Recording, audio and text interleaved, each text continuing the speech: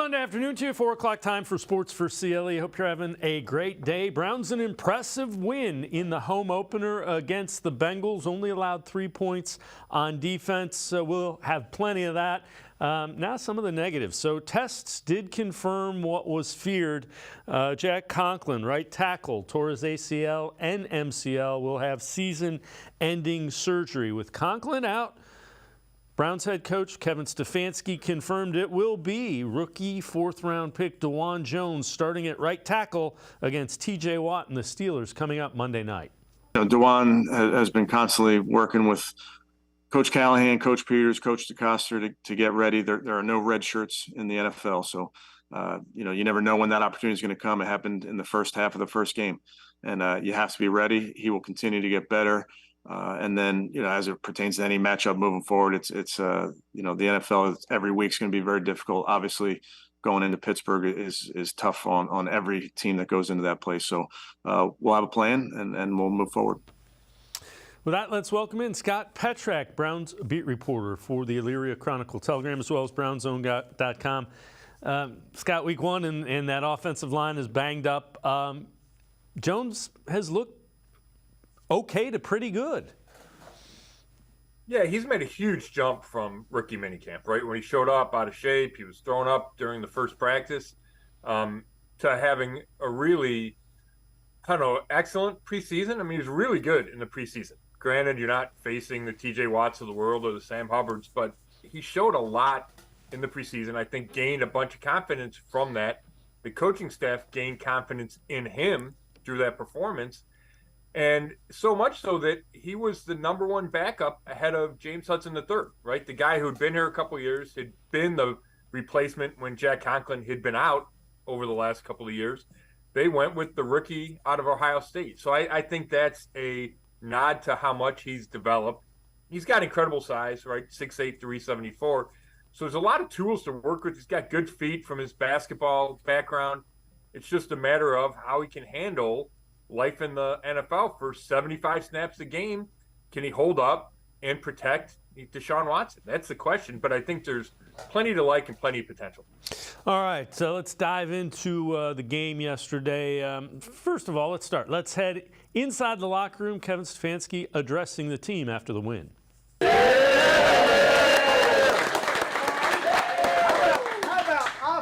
Defense, special teams. Hey, I do not lie to you. Do I ever lie?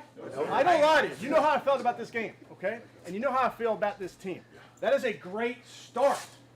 But we're not about just the start, as you know. We're about that finish, okay? And that's going to be week in, week out. We need everybody. How about our defense, 143 total yards.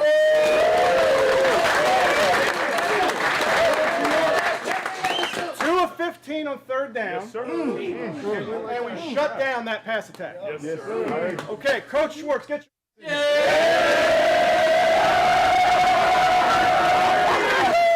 Dustin Hopkins, 3 for 3.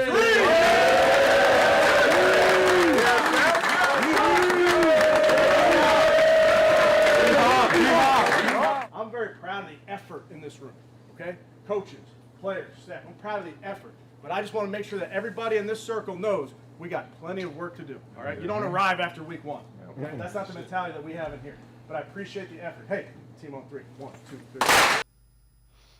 Scott, Dustin Hopkins made every kick in not great weather, but the story of that game was the defense. Yeah, real quick on Hopkins. I think that's the loudest cheer I've ever heard for a first quarter field goal. Place went nuts, and I think it was all that anxiety that's been built up over the years, and it was magnified with Cade York. So it was good to see Hopkins make all those kicks. I think everybody should be able to calm down a little bit. But then the defense, it's been talked about. Set the tone right away. Zadarius Smith hits Joe Burrow on the first snap. It's an RPO, and Burrow thinks he's going to get it out fast enough, and he doesn't. And he gets hit, and it's an incompletion. And they just kept coming, whether it was the front four or the blitzes. Anthony Walker Jr., the linebacker, told me he's never blitzed that much in his life. And then on the back end, the corners and the safeties clamped down on that receiver group, which is the best in the league. So, we talked so much about Jim Schwartz, and you thought he would make a big improvement as well as all the additions to that defense, all the upgrades. And at least for 1 week, it really showed up. Yeah, without question. And there will be weeks where big plays are made. The weather did help them. But if they make mistakes, they're going to be mistakes of aggression. It's not because they're sitting back waiting to see what happens.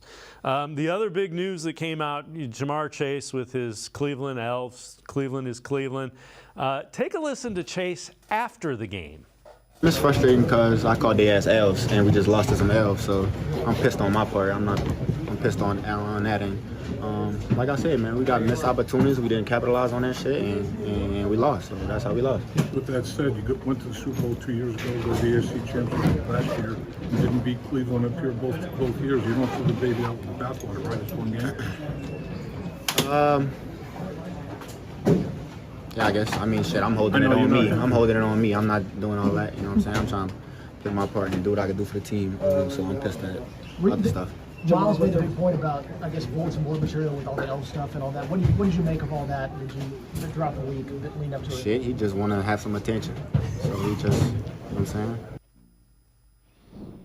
That was post-game, Scott. So at some point, just stop. It's interesting because Greg Newsome said during the week that those guys don't talk during the game. Like Chase isn't a big trash talker, but he certainly is, during the week and post game. So it's interesting, when he said Cleveland is Cleveland, it came after the Browns had won 5 of the last 6. And then to kind of double down when the Browns had now won 6 out of the last 7 in the series, is a little mystifying. I get that the Bengals have had way more success overall. All right. 2-time division champs, Super Bowl, AFC Championship game last year. But the fact is the Browns have really dominated, 5-1 against Joe Burrow. So it feels like Chase should probably be a little quiet. Yeah, and when you do that, it seems like it never goes well. Whenever you talk pre-game, it just never seems to go well. All right, let's head to the voicemail of Truth and Reason for the first time today. Hi, guys. Love the game. You should give the game ball to Jamar Chase. Somebody should tell him there's a L in Bengals and a W in Browns. I love it. Anyways, what's up with Turnstile Wills? If he was that bad against Cincinnati, what's going to happen against Pittsburgh? That's my major concern. Thanks for listening. Love your opinion. Thanks, guys. As always, appreciate all of the voicemails. Wills was uneven. There were times where he was pretty good, and then there were times where you saw some of the things that concern you.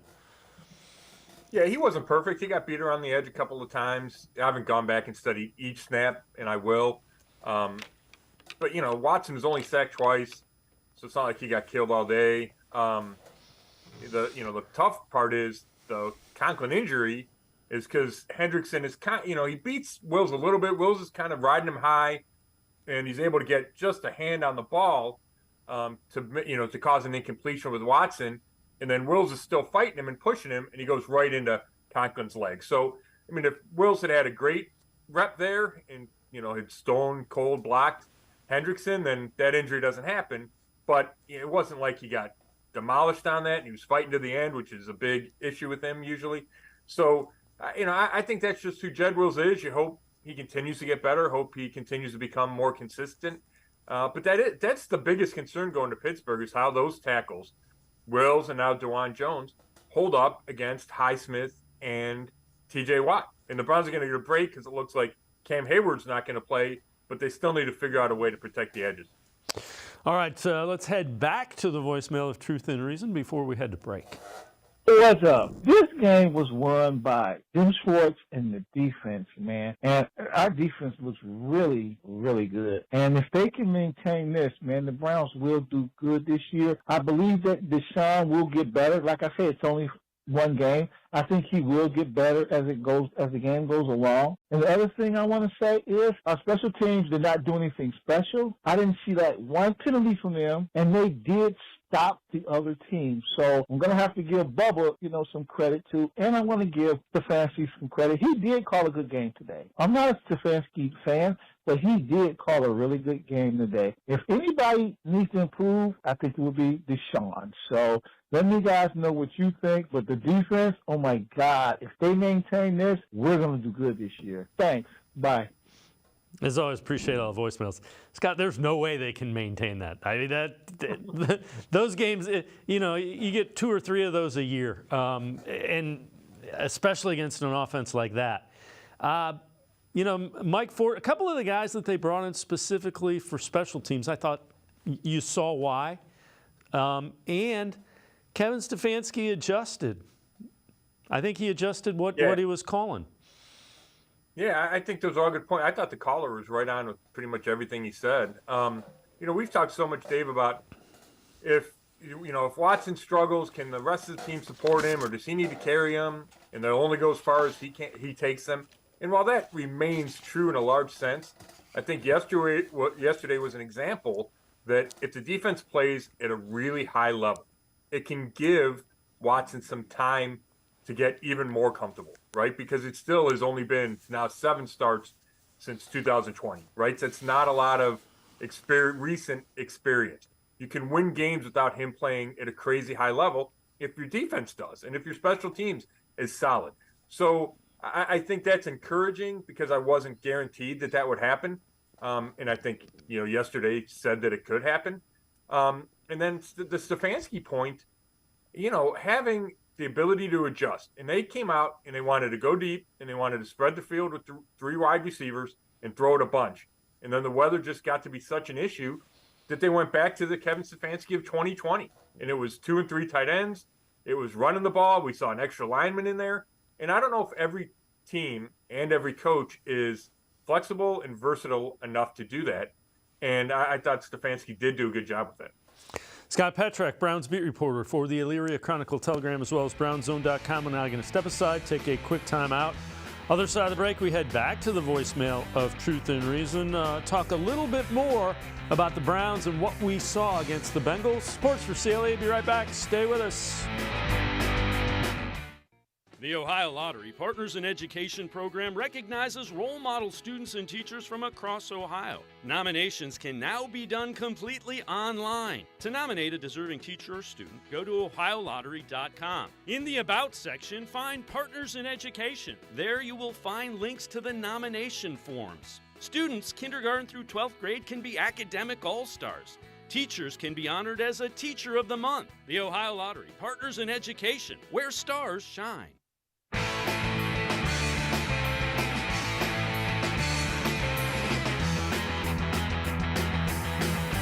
We continue talking Browns with Scott Petrak, Browns beat reporter for the Elyria Chronicle-Telegram as well as BrownsZone.com.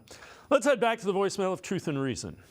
Yeah, hi, Dave, and all the peeps in the chat. This is Gail from Parma, and I'm calling to bark back a bit at my fellow fans for always deriding our coach, Kevin Stefanski. Personally, I think he's the best coach we've had since Marty Schottenheimer. I think this year is going to be just an amazing year as everybody stays healthy. We finally have a quarterback. We have all the pieces to really make a run at the Super Bowl, first the AFC Championship, and even winning the North.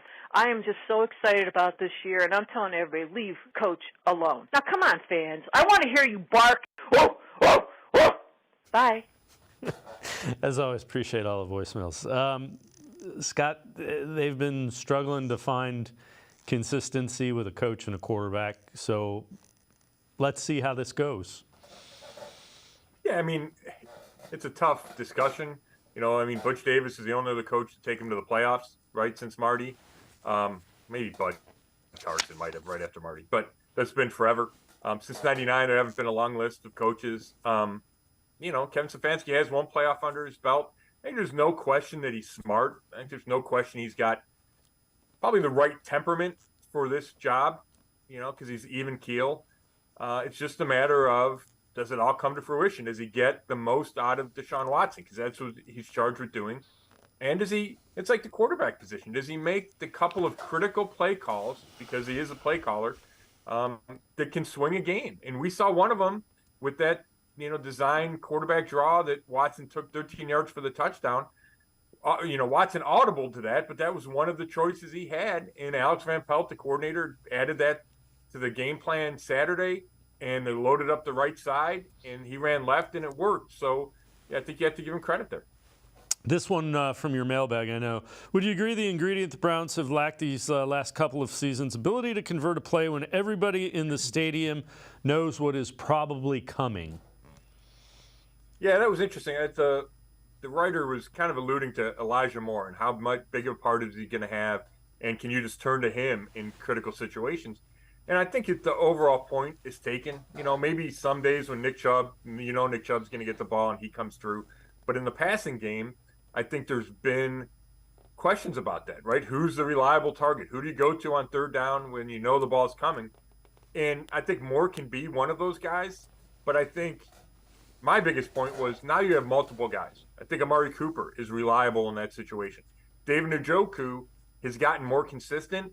And with that catch he made to force overtime against Tampa Bay last year, I think that gives everybody confidence that he can make the biggest catch in the biggest situation. So I do think the Browns are situated better for those types of plays. Yeah, I guess I'd take it a little different direction. They haven't had somebody you feel can make a play when one needs to be made. And I'd go back to the play with Watson. He didn't have a great game, and he probably needs to play better. But he made a play when, that play right before half kind of swung everything. They get the ball in the third quarter. I know they went 3 and out or whatever, but that was a crucial play. You're 100% right. And so that whole drive was, right? They get it back with 136. He takes a big hit. Then he has 2 or 3 completions in a row to get him to the 13. That was a huge turning point in that game because you felt like the Browns had dominated, and it's 3-0. And if you go into half at 3 or 6 to nothing, it's one Joe Burrow to Jamar Chase pass, and you're losing. So that was a huge point in the game. And yeah, Watson had a bunch of struggles, and we could talk about what those struggles are, but that drive and that touchdown were huge, and the Browns wind up pulling away. So more about the defense, and this is kind of interesting. This is from Jack Duffin from the Orange and Brown Report. Burrow had 31 attempts, and the Browns had 10 quarterback hits. And Joe Burrow might have got hit again because anytime he dropped back, it was not a comfortable existence for Joe Burrow. Oh my gosh, not at all. Whether it was Zadarius Smith or Obo Okoronkwo, and then Miles. Miles only had the 1 sack late, in the fourth quarter that really sealed the game when they scored that touchdown, the 4th down sack. But he created pressure all day. It felt like Burrow was always moving away from him into somebody. Like I said, they blitzed a bunch of linebackers. Grant Delpit got Burrow right in the chest on 1 blitz. So, yeah, 10 out of 31, that's a great percentage. And you could tell he felt it. And, it's so interesting the Browns are 5-1 against Burrow because Burrow is so good. He's a top, 2, 3, 4, 5 quarterback in this league. But the pass rush has been the difference. And Myles Garrett is the, generator of that pass rush. But now the Browns have more guys that can get there. And as long as you do that and you can hit Joe Burrow, that's the easiest way, the most effective way to neutralize him. And that's what the Browns were able to do. So this is Myles Garrett video that's been going around. It's really interesting. Take a look at him lining up over the center. He's doing basketball crossover moves and then just plants his foot and gets upfield. Garrett talked about the versatility of this defensive line and Jim Schwartz kind of pulling the switches with that versatility. You just have so many athletic and talented guys, skilled rushers, coming at them from different angles, from the edge, inside, the mix up between, D tackles outside, me and Obo and Z on the inside. It's just a lot of different points of attack and guys with different skill sets. It's just a lot for any offense. I fairly enjoy it, depending on what the offense does. When I get that lucky and I'm on the right side, it's not too great. But when they give that 5-0 action, I get to see, a guard or a center, by themselves. I'm licking my chops. Yeah, I think he has a great feel for, what our capabilities are and what we're excelling at. And I think we have a whole bunch of things we can do very well, and he's going to play to our strengths and, down the road. And Scott, think about it. He's still kind of figuring out what each of these guys excel at in this system. Yeah, and it's interesting. Miles has done that before, right? Where he's rushed up the middle, not a ton, not as much as he did yesterday, but I think what Schwartz has that maybe Joe Woods didn't have, his predecessor, is that there's more talent around him, so you can move Miles around, right? If you have Smith and Obo on the edges, you can put Miles in the middle as opposed to having guys you don't trust as much on the edges. So I think that helps. And Schwartz is going to try to dictate. He's going to dictate tempo. He's going to dictate the aggression, and as long as the Browns are even or winning games, then you can do that, and then you can really take it to the offense. So that's why it all works together, right? You get a big lead, you try to get a lead early, you throw to get a lead, and then you turn it over to this pass rush, and then you can create negative plays and turnovers, which is the goal. Yeah, and Kevin Stefanski was asked just about all the different looks that the Browns can give an offense and what type of problems that presents. Yeah, it can be really difficult. And I think, we've talked about this before just with Miles. Teams go into every week playing us. They're going to have a plan for Miles, and it's typically a chip plan, or they're going to slide the front to him. So the more ways you can either move him around or let other guys get opportunities is a big part of it. So that's not going to be unique. What is unique week to week is we'll come up with a plan that puts our guys in position to succeed. And what we did in the last one may be totally different what you do in the next one. It's really based on the opponent and where you think there are matchups for your side. And really, Scott, Jim Schwartz has made a career doing that. This guy matches up with this guy, and we're going to keep finding a way to get that matchup. Yeah, and sometimes it's easier said than done. Miles said lucky, which means he's on the right side and they slide it to the left, which means he's getting double or triple team. But if you have him in the middle and there's not a back in the backfield, or even if there is, that's a hard matchup. You can see that center on that crossover play. You can just see the center's eyes getting big, like, oh my gosh, he's coming right at me. And it's hard for the inside guys, especially one-on-one. But if you try to double him with the guard, it's hard. He gets a little bit of a running start. So, yeah, that's what Schwartz does. I think he blitzed more than he's kind of not hot and cold, but some years he blitzes more, some he doesn't. It depends on his talent. And he's got the corners that he trusts, which means he feels like he can bring a bunch of guys. And if you bring a bunch, it's really hard to double Miles if you're bringing 5 and 6 guys. Scott Petrak, Browns beat reporter for the Elyria Chronicle-Telegram, as well as BrownZone.com, and I'm going to take one more time out. Other side of the break, we head back to the voicemail of Truth and Reason. Sports4CLE will be right back. Stay with us. Come back to go forward. Back to learning new things. Back to pursuing your dreams. Tri-C has flexible learning options to fit your life. And every year, more than 1,000 local companies provide Tri-C students with real-world learning. The right education can boost your lifetime earning power by hundreds of thousands of dollars. Start now with a college education you can afford. Tri-C, where futures begin.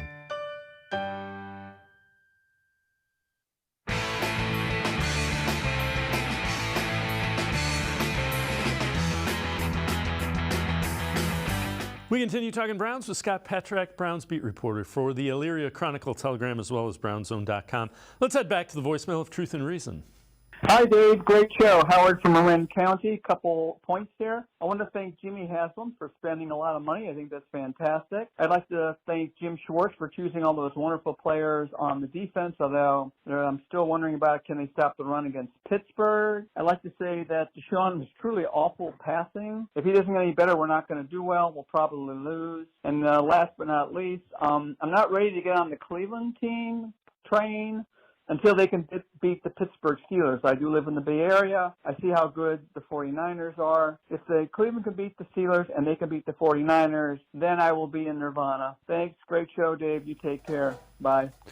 As always, appreciate all of the voicemails. Scott, I get the reason for the skepticism. We'll get into Deshaun a little bit after this. Yeah, they need to prove it, right? How many times have you seen the Browns get what we think is a big win, or what is a big win, and you think, okay, here they go, and then they lose the next week. And that's what was different in 2020. Remember, they got on a big winning streak there, and they had a couple of them, and they didn't have any losing streaks. And that's what gave them the winning record. That's what got them to the playoffs. So, yeah, they need to show that it's not a one-week thing. They need to show that they can be consistent. and I thought that caller made an interesting point about the Haslam's. There's plenty of reasons to criticize the Haslam's and their tenure, as owners here. But you can't criticize the money they're willing to spend. And that was evident in, the trade for Zadarius Smith, rolling over all the cap space they created, in signing, in adding Jim Schwartz, hiring Jim Schwartz, because he did not come cheap. Well, yeah, and Cleveland fans have always wanted an owner that's willing to spend. You got one now, without question. All right, Kevin Stefanski talked about the struggles Deshaun Watson had in the passing game yesterday. He also talked about the way he made plays with his legs. I think if you look at yesterday, Deshaun made a play on the first third down, scrambled and made a first down. He had made plays on design runs. He made plays, but just by carrying out his fakes. You're going to watch on some of those runs where him carrying out his fakes, a lot of the defense is aware of his ability with the ball in his hand. So that's a huge part of what we do, whether it's by design, whether it's off schedule, whether it's a third down scramble, whether it's a 1st and 10, quarterback designed run. All of that is part of who we are. I think the game and the different game plans and those type of things will determine how often that occurs. Yeah, I think the ball was heavy and wet. It was a constant mist. It was strange. Like I mentioned to you guys yesterday, I did not know it was going to rain. And then lo and behold, it's coming down in some weird sheets without raindrops. I don't know how to describe it. But it was to our advantage. We found a way to move the ball, put some points on the board. Our defense played really well, but it definitely had an impact on the passing game. Yeah, and Scott, we talked a little about this before we hit the air. I watched that and I was concerned, and then you say, well, Joe Burrow's a pretty good passer. He had a lot of trouble. So I don't think you get a real good feel of where, an accurate feel of where Deshaun Watson is relative to throwing the ball. I think that's fair to say, right? Some of those balls that he bounced in or that were low, you can blame those on the weather, and because we saw the ball not come out of Joe Burrow's hand like it normally does. My concern would be, there's one play I remember in particular where the footwork was just terrible. Like he had to move a little in the pocket, and like he didn't even set his feet, and the ball was, I don't know if it bounced or sailed, I can't remember, but it was a terrible throw, and he had a guy wide open over the middle, and the footwork was so bad. You need to be better. That needs to be cleaned up. The early shot downfield to Marquise Goodwin, maybe the weather was a factor, but it felt like Watson was late making that decision to go there, and Goodwin was open. He's running from left to right. He's wide open, and then the ball didn't get there in time. So, and then he missed Amari Cooper on the first drive, and it didn't feel like the weather was that bad. He just overshot him on a seam route. So, stuff that's not, it's not the end of the world, but things that I think he needs to be better at if they're going to consistently win, if they're going to win shootouts, right? If they ever get in a game where they need to score a bunch of points, you need your quarterback to be really effective. Those are things I think he needs to get sharper at. And the last thing is get rid of the ball sooner. And I know he makes a bunch of plays off schedule, and that's part of his game. But I felt like there were too many plays where he took hits that he didn't need to, and he could have just gotten rid of the ball. Somebody's open early, getting the ball underneath. Don't try to extend everything. Don't try to look deep too often. If you have a quick completion, and it feels like the play was set up for that, he would still hold the ball, and that just can create a lot of trouble. So Watson, as we mentioned, did make a few plays with his feet. Still, throws need to be cleaned up. I agree with you. Here's Watson talking to his personal quarterback coach, Quincy Avery, about yesterday's game. This from Lockerverse. Yeah, well, the funny thing is I had in the second quarter, I had full body cramps. So at halftime, I had got an IV. I didn't even meet with the team. Like, I went straight to the training room and got an IV because I had full body cramps. It's my first full games, very active. So like my arms was locking up, my calf muscles was locking up. But I ain't gonna make no excuses. I think my base wasn't set enough, and I felt like I was just trying to grip with the weather condition. I was trying to grip the ball too hard, and it just died on me. When it rains and when it rains and it's windy, like I still got to keep my same technique, because once I start doing other stuff, gripping it too hard, with the ball, it's gonna come out different. Scott, that's good stuff. It's you get a little bit of insight there. Again, I think he's probably still trying to settle in to being with his new teammates. Yeah, I mean, I think the throwing technique stuff will get ironed out, right? Whether that's the weather, I think he'll be able to work through that without a problem. He's got a big enough arm. He's, generally speaking, really accurate. To me, it's a little quicker decision making, and I do think that comes with experience, in recent experience. And he admitted last year that was one of the issues he had, right? So maybe that's still coming back. I just think there's plenty of room to improve there. So I know this is from one of your mailbags. Again, Elyria Chronicle, Telegram, BrownsZone.com. Do you think he's ready to return to his Pro Bowl status? Yeah, I'm still not quite there. You know, number one, there's so many good quarterbacks in the AFC that it would be tough to make the Pro Bowl, right? You got to pass Rodgers and Allen and Burrow and Mahomes and Herbert and Lawrence. Just off the top of my head, it'd be tough to get to the Pro Bowl just based on that. But just if we're talking, hey, is he going to be the same quarterback he was in 2020? I feel like that, again, is a work in progress, right? I saw enough inconsistencies in training camp that I wasn't ready to say, oh my gosh, he's there. And I think yesterday's performance just kind of verified that. That doesn't mean he won't get better. Maybe it's something where in 2024 he is, takes an extra year to get there. So I'm just going to stop short of, yeah, he's going to be a Pro Bowler this year. Yeah. Well, and again, you would expect that will, as the season goes along, that'll come back a little bit. I guess it's unfair to expect it to come back all at once. What about, I know you wrote an article about Dustin Hopkins. I mean, hey, welcome to Cleveland. Rainy day, windy day. It's a field that is really tricky. Take us through that article and what you found out. Yeah, I mean, it's just that, he'd only kicked to the stadium once in his career, and then he had practiced there once in perfect conditions. And you show up, and the weather says, oh, it's going to be fine, and then it rains all day, right? And there's some wind. Not crazy wind, but some wind. I talked to him afterward. So, I think it's impressive that he handled imperfect conditions and made them all. Made every kick he tried. His first kickoff was short, and he wound up having to make the tackle, and then I think he boomed every other one, either through the end zone for a touchback or deep enough that they covered it well. So, I just don't know if you could have had a much better debut. And like I said earlier, it was just so important for the psyche of everybody, team, fans, organization, that you had a kicker come in, and I just think he kind of calmed everything down, which was necessary. Yeah, and when we heard from him last week, he kind of defaulted to, if I'm hitting the ball good, everything else will take care of itself. So I guess that's the way to approach kicking in a tough environment like Cleveland Browns Stadium. Yeah, and I talked to him Friday, and when he first got here, he called it notorious, right? The stadium's notorious, the city's notorious. And he talked to Phil Dawson, and Phil said, hey, you just can't think too much about it. He goes, yeah, it's a tough place to kick, but you can't, that can't be your only focus, right? You just have to, it is what it is, and don't put too much into it.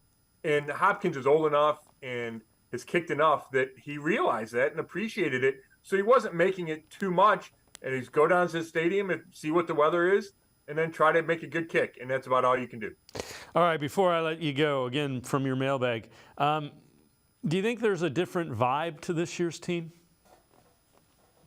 That's so hard to quantify, but I would say yes. And part of that is just the energy and aggression and mindset that Jim Schwartz brings. And a lot of it is the chemistry factor, right? They go to the Greenbrier for 10 days, and that's to make sure guys bond. It's all about football and bonding. They spend all day and all night together. And that was the goal. And then the moves they made in the offseason. Dalvin Tomlinson's a good locker room guy. Za'Darius Smith, guys gravitate toward him. Obo is a good locker room guy. Juan Thornhill's got really good energy. So I think the moves were made knowing that chemistry and camaraderie was an issue last year, and the Browns have tried a lot of ways to improve that this year. Scott Petrak, as always, appreciate the time and the insight. Great stuff. Thanks very much, Scott. Thanks, Dave. Scott Petrak, make sure you check him out. BrownsZone.com on the internet.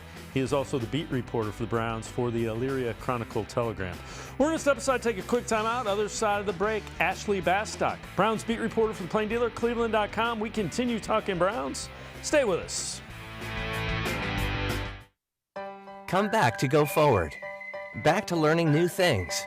Back to pursuing your dreams. Tri-C has flexible learning options to fit your life. And every year, more than 1,000 local companies provide Tri-C students with real-world learning.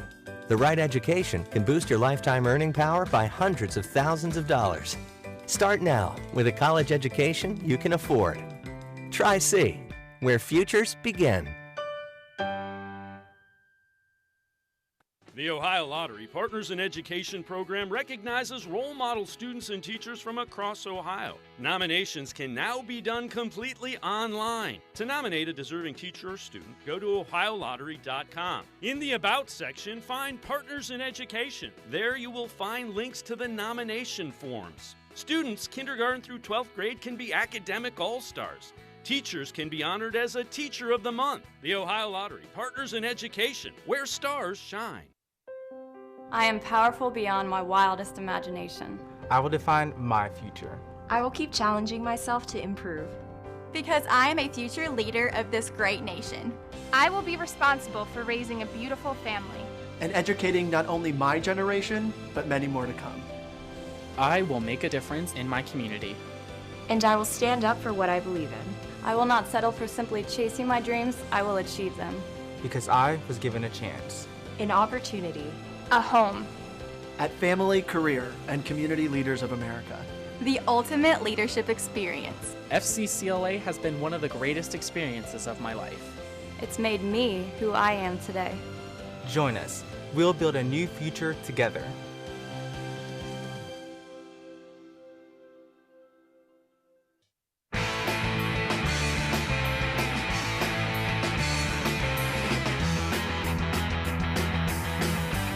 We continue talking Browns on Sports for CLE. Agbo Okunrakwo, one of the defensive ends that the Browns brought in the offseason, talked about that dominating defensive performance against the Bengals where they only allowed 3 points to that high-powered offense, and also about playing in Jim Schwartz's defensive scheme. Honestly, it felt good. You know, we just want to get back to practice and just keep stacking, get even better because we feel like we haven't scratched the surface. How did you feel that energy shifting as the game went on? I mean, we was just having fun, you know, from beginning to the end. We never really thought about what they were doing over there. It's about us, so we were just doing us. It worked out exactly how Coach Schwartz said, you know, so we listen to Coach Schwartz, and Coach Schwartz we trust. I mean, it's all about Jim Schwartz, you know. He was dialing it up out there, you know. He was calling just perfect plays for perfect situations, you know, and we all believe in it, everything he calls. So we're having fun right now. We want to just keep having fun. Let's welcome in Ashley Bastock, Browns beat reporter from the Plain Dealer, cleveland.com. Ashley, I know you wrote an article about that defense. Take us through that and what you saw watching that defense perform yesterday. I think the biggest thing with this defense was seeing how they really were responsible for creating so much chaos on the field. And I talked to multiple players about this after the game, and it's like they could sense, Obo Okorankwo was the one who brought it up, that they could see that confusion from the Bengals in real time. And a big part of it is we saw what the Browns have been talking about all offseason and through training camp, and that is they have so many versatile guys, especially along their defensive front, that it's really easy to rotate guys around, and that's really what caused the confusion. You know, Jim Schwartz rotated in 8 different D linemen yesterday. You know, you had Dalvin Tomlinson lining up against tackles sometimes. You had Zadarius Smith on the inside, Myles Garrett on the inside, Myles and Obo lining up like linebackers, Myles practicing a crossover dribble when he's doing that to kind of torment the Cincinnati offense. And I think as the game went on, you saw that confusion amplify because they kept getting to Joe Burrow, and they got to him early. And yes, they only sacked him twice, but they had 10 quarterback hits, and 8 of those came from Zadarius Smith and Myles Garrett. So I think this was also the perfect game to kind of show when the Browns talk about analytically sacks not always being the most important thing. This is like a prime example of why that is and how much even just hits or pressures can rattle a team or make them change their game plan. Well, the other thing that was it was apparent early, the defensive players want to play in this system. And you heard, you know, in Schwartz we trust, and whatever he calls, you need that from a defense. Yeah, I think you definitely need that buy-in, and I use that quote in my story from Obo, the "In Schwartz We Trust." You know, I asked Greg Newsome, of course, people remember last year, all of the defense issues, or most of the defense's issues last year, stemmed from miscommunication. And I think what else was so impressive with all that movement and the moving parts this defense had yesterday, they weren't getting confused. Like, they seemed confident and comfortable in what they were doing. Like, you didn't notice them get any penalties for subbing in wrong or having too many guys on the field or like anything like that. You didn't notice those coverage breakdowns. You know, last year it was like a really common sight to, you know, you'd see them bust a coverage or whatever, and then they'd be kind of standing in a circle pointing at each other. It was like that Spider-Man meme. I thought it was your guy. Oh, I thought it was your guy. Like, there was a lot of that. And Greg Newsome said, you know, Jim Schwartz isn't going to stand for that. You know, if we have that stuff in practice, he's going to call you out on it. So I think it just kind of shows overall that this team has really bought into what Jim Schwartz is selling. And I know it's funny that Jim Schwartz said on Thursday, like, he knows he's not everybody's cup of tea was the phrase he used, but I think he's this defense's cup of tea and the Browns' cup of tea for sure. It certainly appears that way. We've heard Jack Conklin out for the year. This news coming from out of Pittsburgh. Cam Hayward, one of their talented defensive linemen, co-captain, as a matter of fact, missed multiple weeks now because of the groin injury that he suffered yesterday. Probably going to the injured list, but not going to be able to go Monday night. So Steelers will be down a defensive lineman. TJ Watt and Highsmith still going to be there, but no Cam Hayward.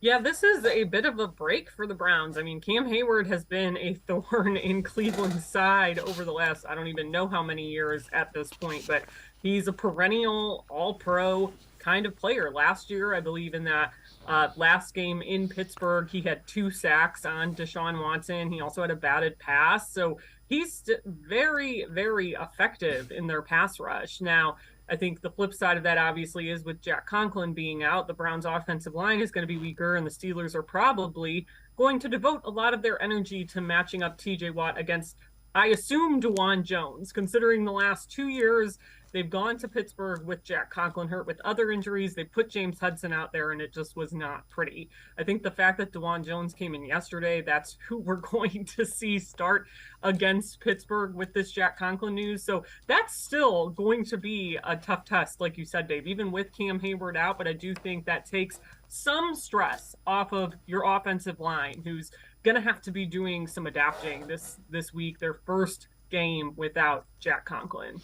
All right, let's head back to the voicemail of Truth and Reason. This is James Seiler, a longtime and loyal listener and a 50-year fan of the Browns. Hey, can you tell me something? When was the last time the Browns held an opponent without a touchdown? It's been so long, I can't remember. Thank you very much. It was a great game. Go Brownie! Woof, woof, woof. As always, appreciate all the voicemails. Actually, it was Week 15 against the Ravens. They won 13-3, and their last time they did it in the opener was against the Ravens in 2004. They won that one 20-3. So it just seems like it's been longer than it has.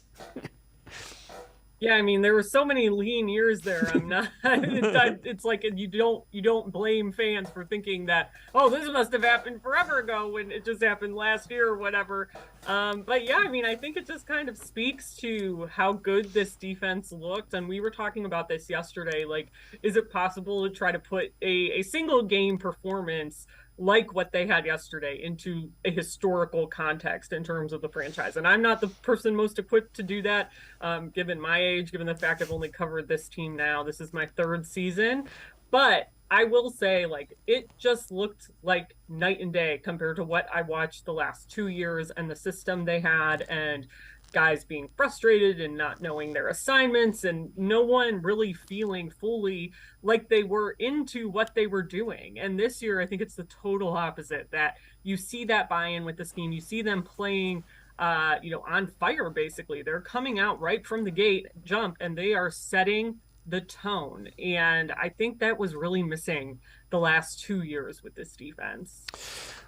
So before we go to break, this is Zadarius Smith, post-game yesterday, kind of celebrating, and he wants to get into the the bar where all the fans are next to the Browns locker room, and they don't allow the players to get in. But Za'Darius wants to go celebrate with some of the fans. And again, that's one of the reasons everybody likes Za'Darius Smith. You know, wanted to go celebrate with everybody. Yeah, I think from being around Za'Darius a bit, you know, the little that we as media have been in the off-season program after they traded for him and training camp and now the season, like you definitely see his fun kind of like personality, and you also just see like how vocal he is. When we were at the training camp practices, that's something I actually asked him about, I think after the Commanders preseason game. He's so vocal with the younger guys on that defensive line, and like not just encouraging them or correcting them, but also like teaching them. And I think that's so important to have a veteran that's that involved. And I think too, like it's been interesting because so much of his reputation over the last 2 years has been that he was a quote unquote bad teammate because of how things ended during his time with the Packers and then Minnesota. And I think like he's never thought of himself that way. And I don't think many of his teammates have thought of him that way. He got kind of caught up in some contract disagreements with both of his last stops, but he's been like known as a really good like teammate and locker room guy, even if he's having those contract issues in the past or didn't want to talk to media in the past. I think it's unfair to maybe have criticized him in that regard in the past. So I think it's kind of cool to like see things like that and have that be part of his first impression in Cleveland instead of maybe some of those rumors from the last few years. Yeah, we haven't seen anything other than a guy that wants to be here and wants to win. Ashley Bastock and I are going to step aside, take a quick time out. We head back to the voicemail of Truth and Reason. Sports for CLE. I'll be right back. Stay with us. The Ohio Lottery Partners in Education program recognizes role model students and teachers from across Ohio. Nominations can now be done completely online. To nominate a deserving teacher or student, go to ohiolottery.com. In the About section, find Partners in Education. There you will find links to the nomination forms. Students, kindergarten through 12th grade, can be academic all-stars. Teachers can be honored as a Teacher of the Month. The Ohio Lottery Partners in Education, where stars shine.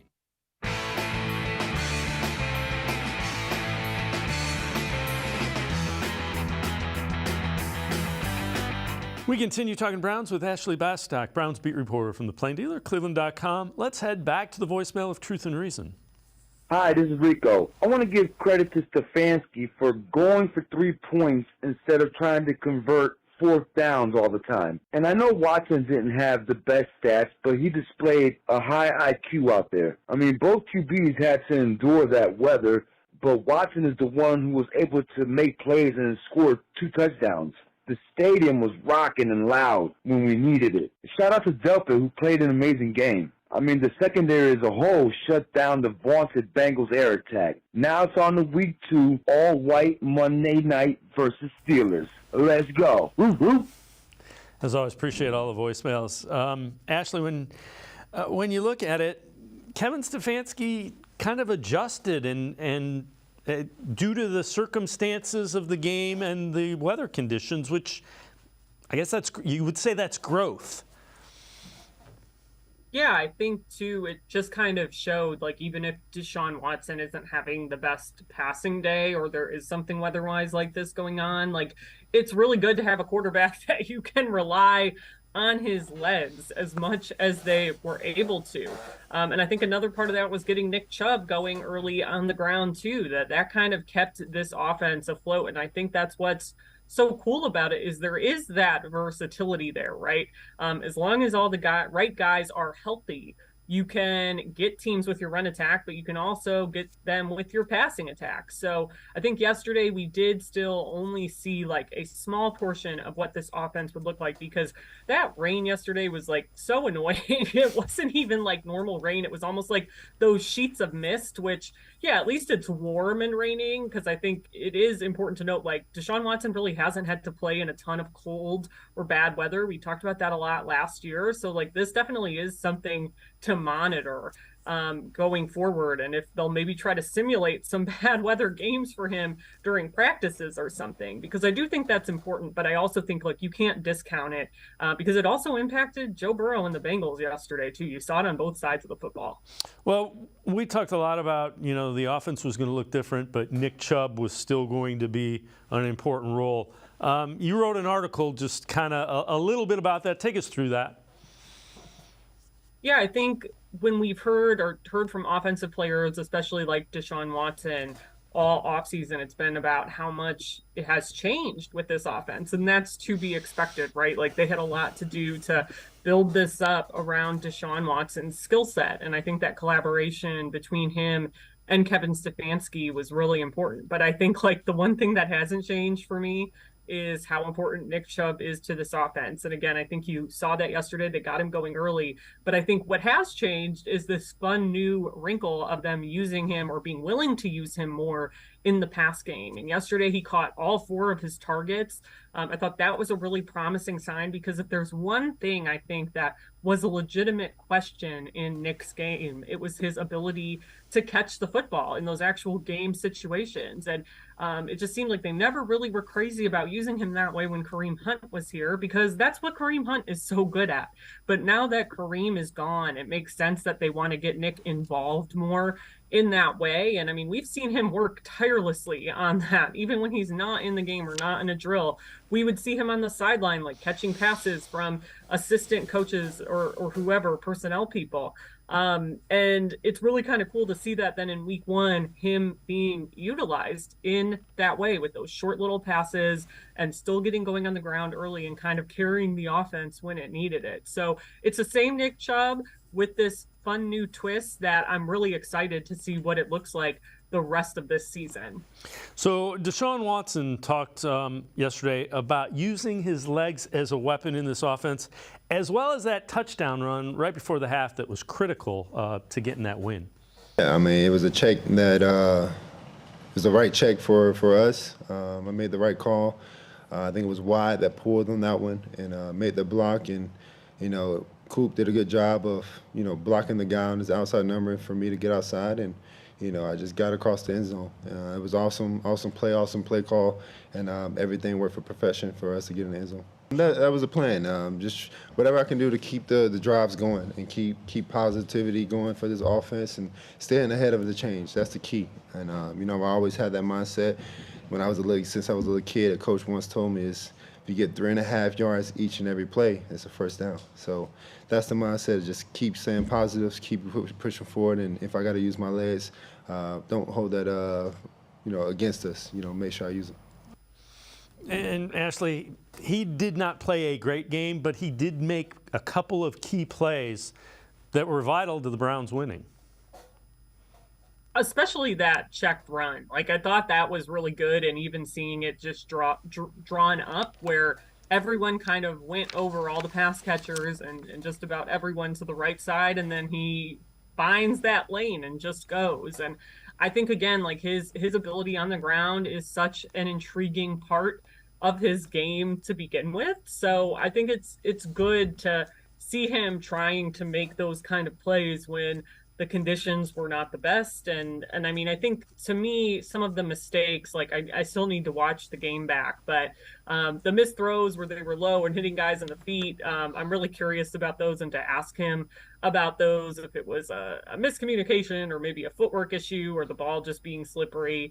But yeah, it's really hard, I think, to talk definitively about that performance as like not a great one, because I think there was so much going on, and he did do some good things on the ground when they really needed it. Yeah, I mean, just look at Joe Burrow struggles throwing the football as well. That'll tell you plenty. Ashley Bastock and I can step aside, take one more time out, other side of the break. Back to the voicemail of Truth and Reason. Take a look at how the QBR rankings from yesterday stack up league-wide. Sports4CLE, we'll be right back. Stay with us. Come back to go forward. Back to learning new things. Back to pursuing your dreams. Tri-C has flexible learning options to fit your life. And every year, more than 1,000 local companies provide Tri-C students with real-world learning. The right education can boost your lifetime earning power by hundreds of thousands of dollars. Start now with a college education you can afford. Try C, where futures begin.